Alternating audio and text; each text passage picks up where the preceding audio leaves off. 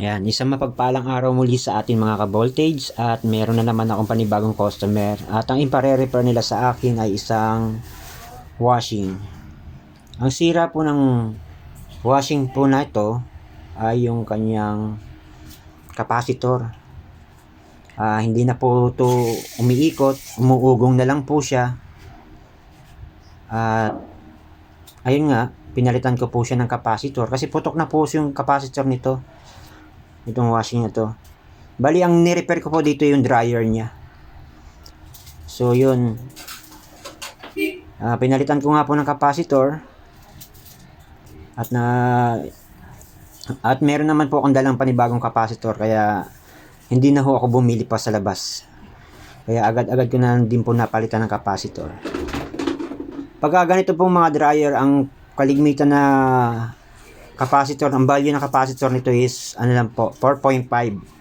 So pwede rin naman po yung 5 microfarad. So ang pinalit ko diyan yung 5 microfarad kasi wala naman pong mabibili na 4.5. Issue pa po ng ano yan ng company.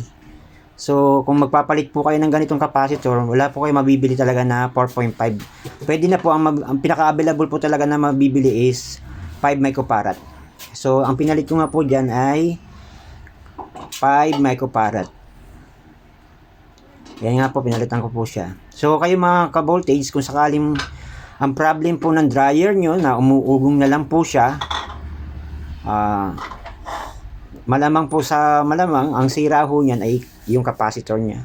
Kaya ho pumutok yung capacitor nito kasi nag-overload po siguro. Sumobra ho ang karga ng customer ko. Sabi niya, pinuno niya po daw yung mismong pinaka-ano niya. Yung basket, yung lagayan ng damit. Kaya pumutok po, hindi kinaya ng makina, pumutok po yung starting capacitor. Kaya iwas-iwasan din po niyo maglagay ng ng damit na overload kasi nahihirapan po ang capacitor. Pati ang makina niya. So yan nga po, kinabit ko na at tetestingin ko na po siya. Madali lang naman po magbalik ng capacitor. Mabilis na po. Wala naman po polarity yan. Kahit na mabaligtaran po yan, okay lang po siya. Ayan na po. Tinesting ko na po yan at pinaandar ko na po.